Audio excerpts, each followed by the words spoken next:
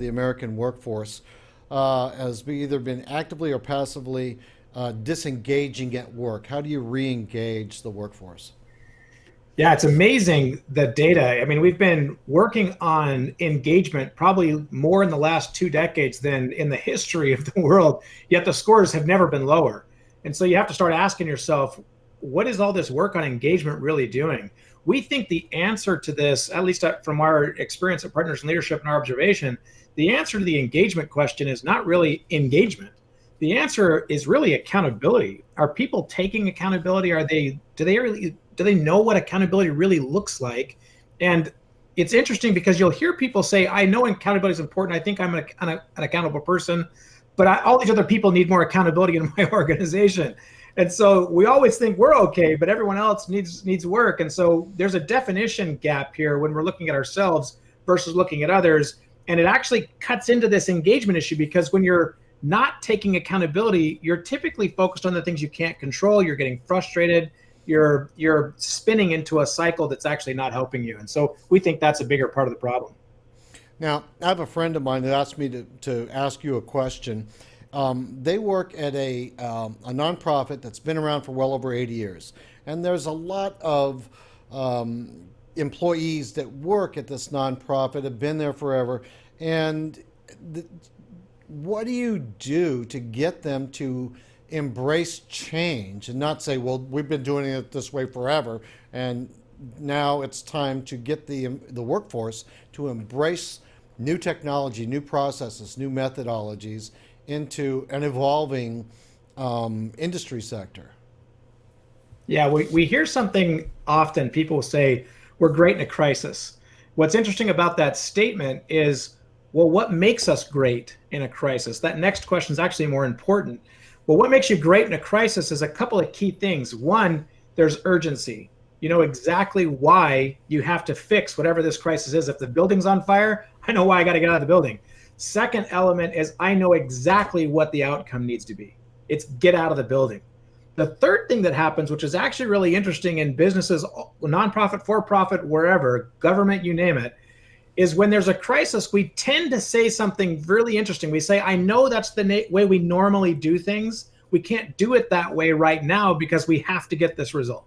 In other words, we know how to be effective. We just don't normally do it that way. So when you start looking at these elements, those three pieces, we know the reason why we need to do what we need to do. We're clear on the outcome. There's no question on what it is that we're trying to do, and we know exactly when we've done it. And then third, we suspend some of the current thinking that's holding us back. We're willing to let go of some of that to move in the right direction. So when you're trying to get an organization moving, you've got to tackle all three elements of that in a unique way to get people to move and create change. All right. Thank you for that answer. So in today's world of constant change, there's a lot of pressure to do things faster and get things done with more accountability. Delivering the needs and the results, how are you getting that message to your clients? Yeah, well, the accountability piece is really interesting because kind of where I was starting to go earlier, we hear people say we need more accountability in our organization. Well, accountability for what? Are we talking about just anything, or are we talking about something really, really specific? What we try to help senior leadership teams do right out of the gate is define that what very clearly. So in other words, what are the most important 3 or 4 things that you have to deliver as a business? Now, what's interesting about that is in organizations, we typically have everyone set up their goals, and it's mostly by silo or department or division within an organization. When you can set those key results at the top of the house, though, the 3 or 4 most important things that everything else has to line up under, well, now you can actually start to have questions around priority. Because if these are the top 3, what's my group doing that's impacting those top 3 the most? And what's this other group and this other group and this other group doing to impact those 3? And now we have to make trade-off conversations and have those trade-off conversations and make decisions around that. So when you want a team to collaborate and come together and work together, you have to start by defining what winning looks like for the whole team. In sports, we know exactly what it means to win because we have a scoreboard up there. And whether you're the offense or the defense or whatever it is, you know what winning looks like because that scoreboard's telling you where you're at. We kind of fall down on this in businesses a lot. We don't clearly define the end state, that result that we need to achieve, as well as we think we do. And we don't create enough understanding in the organization around it so that we can have these really important conversations that link us together instead of us being stuck in our own little silo with our own little set of results. I don't know if that answers the question as well, but that's kind of where my head went when you asked the question. It does. Now, you have another statement that you've made. It's called determining your impact if you want to be successful. Bring that out. Embellish that for me. Yeah, good. So when you think about accountability, so we define accountability quite simply as with a model we call the steps to accountability. We put a line right across the middle, and then above the line, we put some steps: seeing it, owning it, solving it, doing it. And when you think about those four things, if you're really going to take accountability for something, you have to see what's going on. You have to understand the reality of your situation. You have to take personal ownership for that. Then you have to solve the issues that come up, and then you have to execute and do it. So see it, own it, solve it, do it. That's how we define accountability. When you're below that line, if you're stressed out, you're usually coming up with all the excuses. You're focusing on all the things you can't control. It's not my job, confusion, tell me what to do.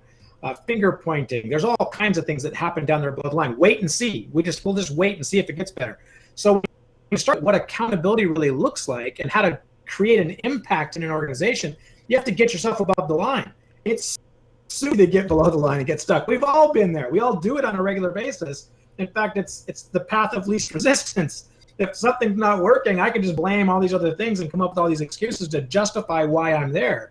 But getting above the line and getting really clear on how do I see it, own it, solve it, do it, that's how I link how I'm in the result we're trying to achieve or whatever it is we're talking about delivering on.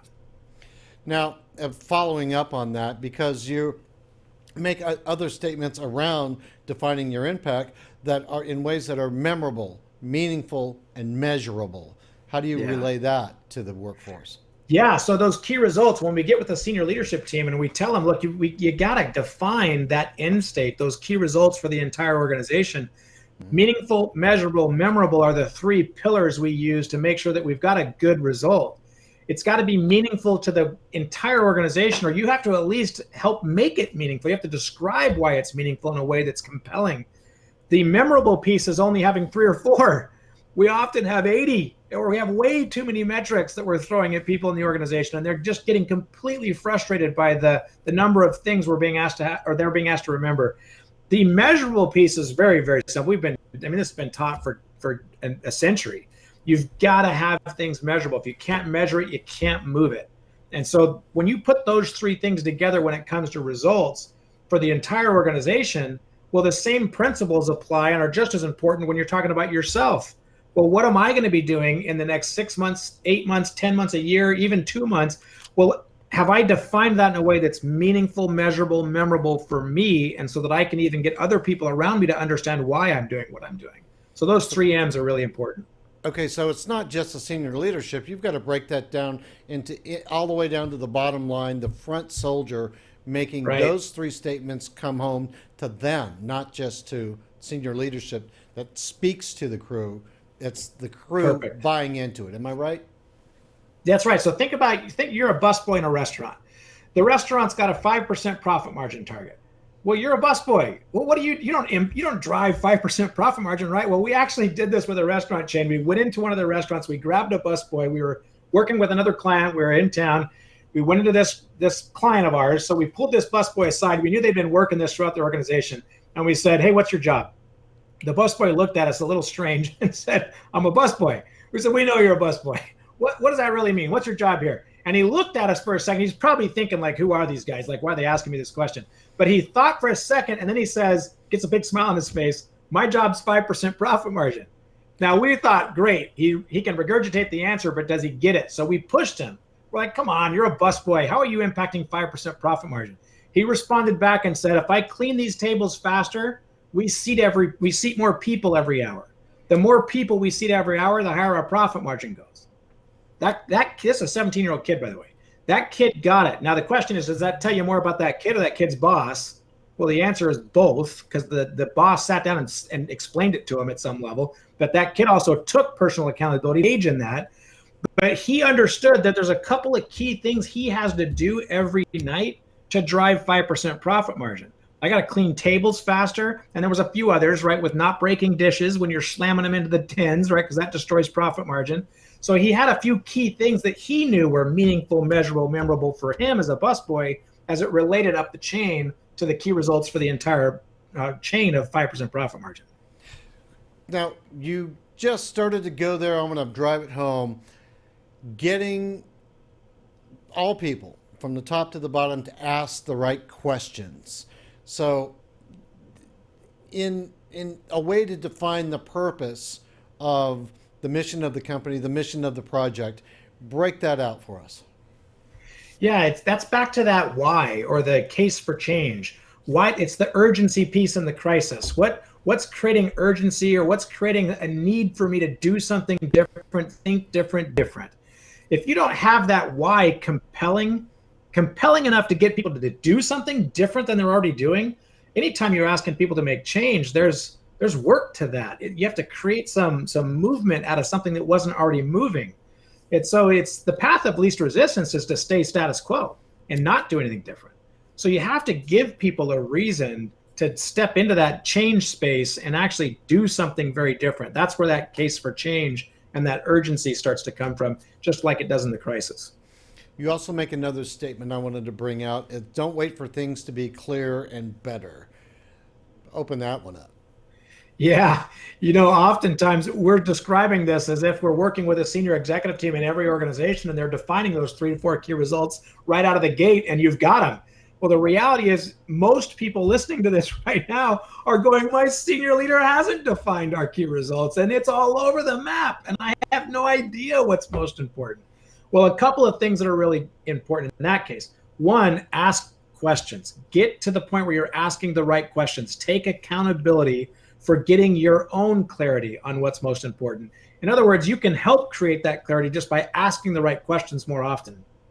If it's not even possible to do that, well, then just look at your own team. You're smart. Make some assumptions about what's most important, given all the data you do have at your disposal, and define 3 or 4 key things that your team needs to deliver on, and make sure those are meaningful, measurable, memorable. And if you're an individual contributor, it's the same thing, just at your level where you're sitting.